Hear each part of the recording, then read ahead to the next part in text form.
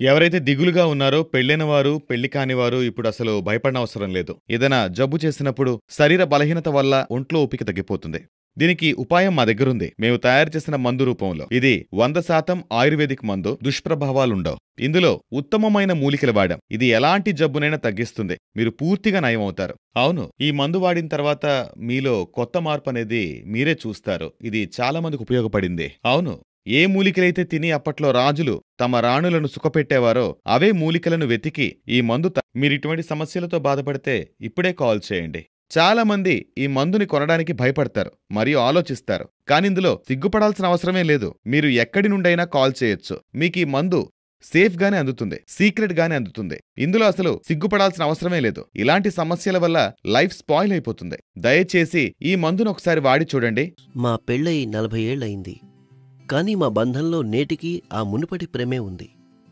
యవ్వనంలో ఉండేదే అలా. ఈరోజుకి అదే ఎక్సైట్మెంట్. నా వయసు పెరిగుండొచ్చు, కానీ నాలో ఉత్సాహం ఎప్పుడూ తగ్గలేదు. నేటికి మా బంధం ఎంతో స్ట్రాంగ్గా ఉంది. ఇదంతా నేనెలా చేయగలిగానంటే ఆయుర్వేదిక్ లెవమోస్టాంగ్ క్యాప్సూల్ సహాయంతో. అది పెరిగే వయసులో కూడా మీ బలాన్ని, ఉత్సాహాన్ని తగ్గనివ్వదు. ఇది 100% న్యాచురల్. దీన్ని వాడడం వల్ల ఎలాంటి సైడ్ ఎఫెక్ట్స్ ఉండవు కూడా. ఈరోజు మేము ఎలాగైతే ఆనందంగా ఉన్నామో మీరు అలాగే ఉండొచ్చు. కేవలం లెవమోస్టాంగ్ క్యాప్సూల్ తీసుకోవడం మొదలుపెట్టండి. లెవమోస్టాంగ్ క్యాప్సూల్స్ తీసుకున్న తర్వాత ఈ నెల మరింత ఉత్సాహం వచ్చింది. ఇంకా మా బంధం కూడా మరింత పటిష్టమైంది. అస్సలం వలైకుం. నా పేరు షబ్నం.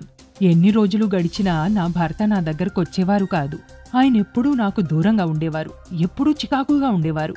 నేను తన బాధను చూడలేకపోయాను. అప్పుడు నాకొక రోజున లెవమోస్టాంగ్ పవర్ బూస్టర్ క్యాప్సూల్స్ గురించి తెలిసింది.